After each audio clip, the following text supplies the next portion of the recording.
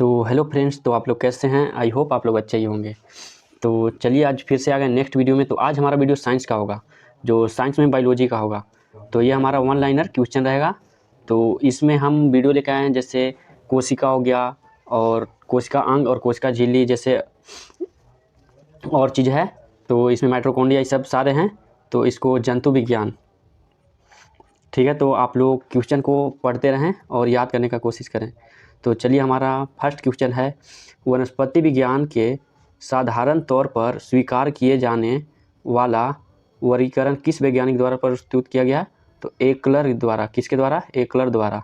चलिए हमारा next question है, वह कौन सी रचना है जिसे जीव की संरचनात्मक एवं क्रियात्मक इकाई कहते हैं? किसको कहते हैं? तो कोशिका को क्या कहते हैं? ये मोस्ट वीवीआई क्वेश्चन है।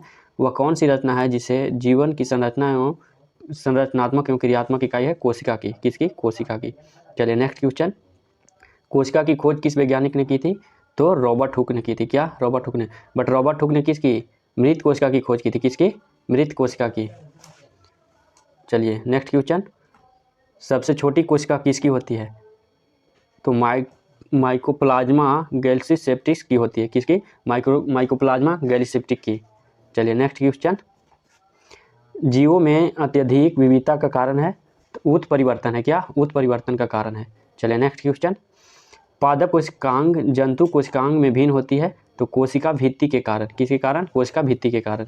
चलिए नेक्स्ट क्वेश्चन देखते हैं, किस कोशिकांग को आत्महत्या की थैली कहते हैं? तो इसको लाइसोसोम के कहते हैं। ये मोस्ट वीवीआई क्वेश्चन है, तो आप लोग जरूर देखें और हो सके याद कर दें, हमेशा ये एग्जाम में पूछे जाते हैं। चलिए नेक्स्ट क्वेश्चन देखते हैं, यूकैरियोटिक कोशिका भित्ति किस पदार्थ की बनी होती है? तो सेल्यूलोज की बनी होती है। किसकी बनी होती है? तो सेल्यूलोज की बनी होती है। चलिए नेक्स्ट क्वेश्चन हम लोग देखते हैं, प्रोकैरियोटिक कोशिकाओं में किस प्रकार का कोशिका विभाजन पाया जाता है? तो किस प्रकार का पाया जाता है? तो असूची कोशिका विभाजन पाया जाता है। कैसा पाया जाता है? असूची कोशिका विभाजन पाया जाता है। चलिए नेक्स्ट, क्रोमोसोम की खोज किस वैज्ञानिक ने की थी? तो वाल्डेयर ने की थी। किसने की थी? वाल्डेयर ने क्रोमोसोम की खोज की थी, जिसे गुणसूत्र भी बोलते हैं। गुणसूत्र की संख्या 46, 23 जोड़े। चलिए नेक्स्ट क्वेश्चन, प्रोटीन संश्लेषण की क्रिया में कौन सा कोशिकांग भाग लेता है? तो राइबोसोम लेता है। कौन सा लेता है? राइबोसोम लेता है। चलिए नेक्स्ट क्वेश्चन, कोशिका विभाजन की खोज सर्वप्रथम किस वैज्ञानिक ने की थी? तो फ्लेमिंग ने की थी। कौन की थी? फ्लेमिंग ने।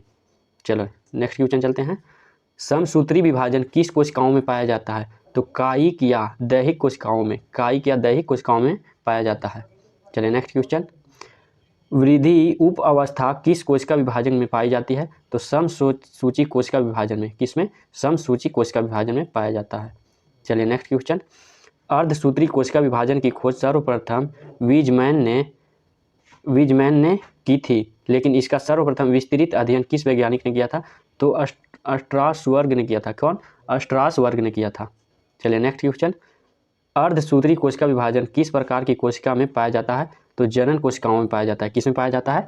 तो जनन कोशिकाओं में पाया जाता है। तो आई होप आप लोग का अच्छा सेशन लग रहा होगा। तो आप लोग को कहना चाहते हैं कि आप लोग शेयर जरूर से ज़रूर करें, जिससे हमारा भी मनोबल बढ़े। तो चलिए नेक्स्ट क्वेश्चन के ओर चलते हैं।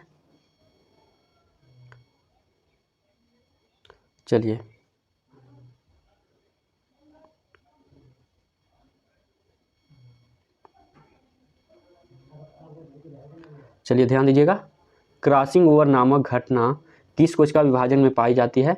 तो अर्धसूत्री कोशिका विभाजन में। किसमें? अर्धसूत्री कोशिका विभाजन में पाई जाती है।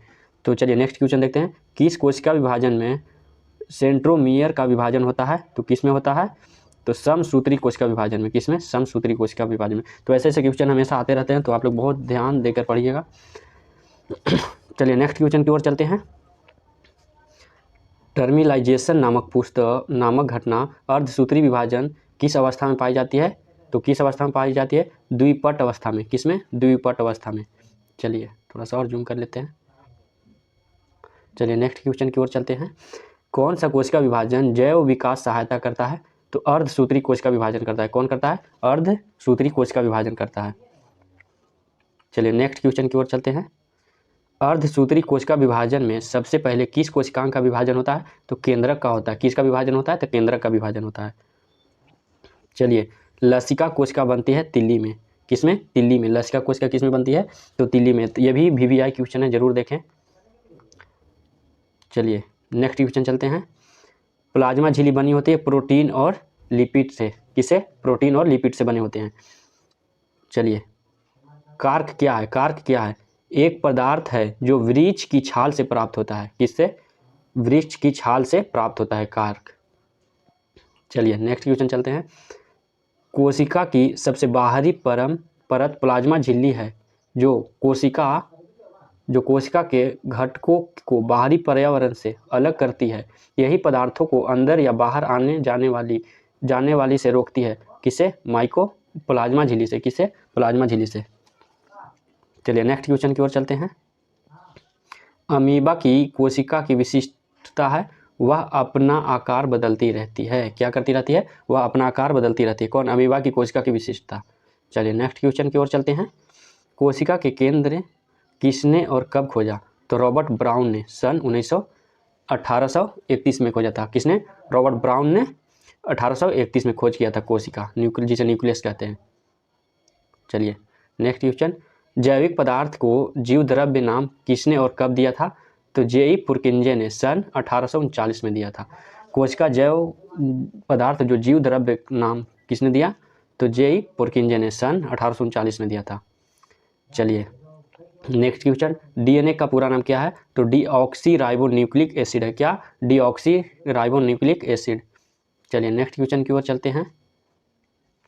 माता पिता के गुण संतान में किस रूप में जानते जाते हैं? तो इसका क्रोमोसोम में अनुवंशिक गुण होते हैं जो माता पिता में DNA अणु के रूप में अगली संतान में जाते हैं। चलिए नेक्स्ट क्वेश्चन देखते हैं। जीन क्या है? जीन क्या है?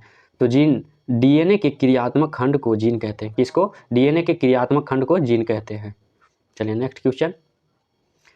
कोशिका द्रव क्या है? कोशिका द्रव क्या है? तो प्लाज्मा झिल्ली के अंदर कोशिका द्रव एक तरल पदार्थ है जिसमें अनेक विशिष्ट कोशिका के घटक होते हैं। कोशिका द्रव तथा केंद्र को मिलाकर जीव द्रव्य बनता है। क्या? फिर से देख लेंगे आप लोग। कोशिका द्रव क्या है?